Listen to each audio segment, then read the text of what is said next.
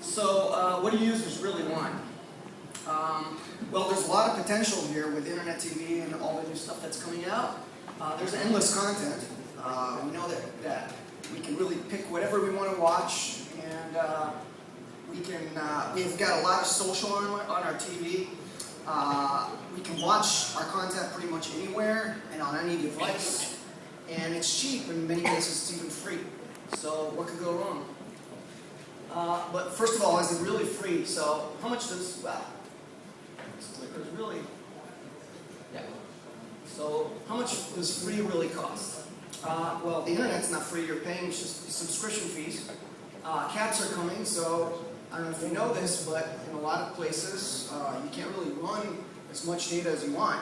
And it's coming everywhere because the same companies that are running the internet or providing you the internet are the same companies, same cable companies that are losing money on this free content. So they're going to impose caps to prevent that from happening. So we're going to get lower subscription fees, but we're going to need a lot more subscriptions because we're going to need more services. And pay-per-view costs can really add up. I don't know if you have an iTunes account and if you're buying movies from that, but if you check your bill at the end of the month, the average bill, it can really add up. And you're going to need multiple boxes because not every box runs every service. So a typical box can run between 60 and 100 bucks. You might need one or two. And display manufacturers, they want their cut too. So we know that Samsung, for example, is working with Comcast and Time Warner. Well, recently they started hinting at the fact that Internet TV is running off their TVs, that may not come in for free. They may want their cut from that subscription fee as well. So, where's all the good content on the internet? Well, there's certainly a lot of cat videos out there. There's, the old saying, there's billions of channels. Well, now there's billions of videos, and there's not much to see. The premium content is certainly not there yet. It's still on main TV, it's still on HBO, still, taking a while to get to the consumer. Sports and kids, at least from the Internet TV side, is really is a major roadblock there.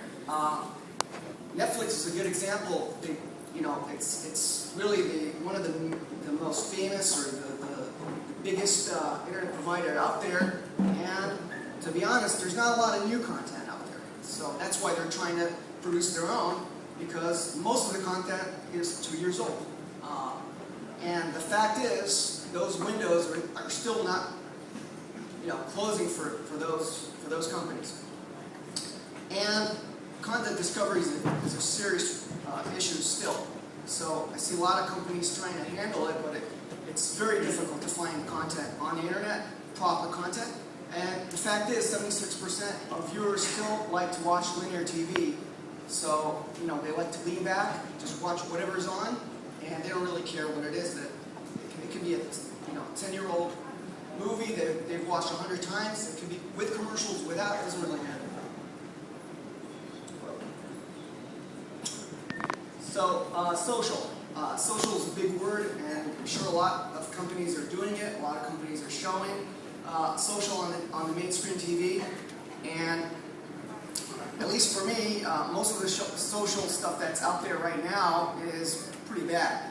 It mostly adds up to showing status updates. It could be IM messaging. It could be just somebody's wall or tweet messages just on the screen. Well, first of all, you have to log in for that, and there's the question of how much of this stuff is private, how much is public. Public in terms of my house. So, I don't know about you, but I'm not friends with every single member of my own family, immediate family that is. And, case in point, my daughter, and this is what her Facebook page looks like. And I'm sure there's a lot of information out there, it's just not visible to me. So she posts all her stuff and blocks it. I'm sure that I wouldn't like to see what's on there as much as she wouldn't like to see my IM messaging pop up, or all the information people are posting on my Facebook wall while she's watching TV. So if it's the internet that's broken, the provider that's having problems. Oops. So what do users really want? They certainly don't want problems. So what is all this going to look like? So this is what we see as the next generation of TV. So first of all, in terms of content, it's going to be pretty much the same thing that we're seeing today. It's not going to be that much different. It is going to be a little bit, it might be packaged differently. So for example, a 30-minute show might be packaged for mobile in smaller increments, so it'll be easier to swallow. It'll be definitely cheaper. It's going to be, well, it's going to be cheaper. Content is going to be cheaper, but we're still going to pay, at the end of the month, the same amount of money. We're just going to pay more for the traffic. It's going to be both linear and it's going to be on demand, so it'll be some kind of combination of both. If we're on mobile, it's certainly not going to be linear. It's going to be accessible anywhere. That means it's going to be personalized to me, and I'll be able to take my own content anywhere I go, even outside my house. If today I have a subscription to a TV service, it's going to be very localized to my house. I'm going to be able to take that anywhere I want. And it's going to be group-wise. So for example, I'm going to have my own channel, and my group, my inner group, my household, for example, will have a different set of channels, and that channel, or a specific set of content, and I'm going to be able to take that, or they're going to be able to take that wherever they go. Oops. You get that? Okay. We're going to get our content from different sources, so we're not going to be tied down to a specific cable company or satellite company, and but we are going to have a single sign-on. So someone out there needs to develop a single sign-on that they'll unite all these together, and they are going to have to provide a single point of support as well. So if I have a problem, they'll need to figure out if it's my internet connection, my TV, or the provider. And it's going to be accessible on any box. And there are going to be some standards set in that are going to have to allow these things to interact and be less app-oriented. So the application should be going away, and we're going to try and focus on content instead of on the app and packaging. Okay, almost done. About social, it's all about content discovery, as we've seen with previous presentations and probably a lot of other presentations. We're definitely not going to see this on the main screen. It's going to either live on the second screen or not at all. So the main showstoppers right now are kids and sports. I'm not seeing enough sports, enough kids activities right now related to either second screen or even internet TV.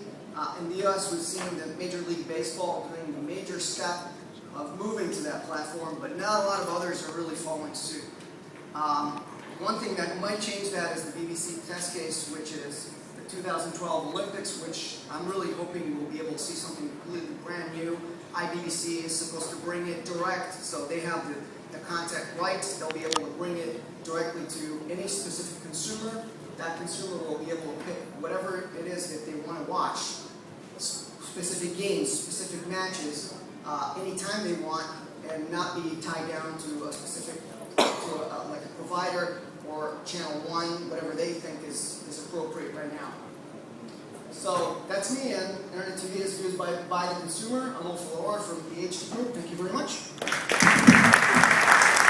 Any questions for Ofer here? So one of the things, we have had people tweeting now, so there's a question that came up on the Twitter. Like, are you honestly suggesting that cat videos aren't high quality content? Definitely not. Anyone got any questions or no? Okay, so thank you very much, Ofer.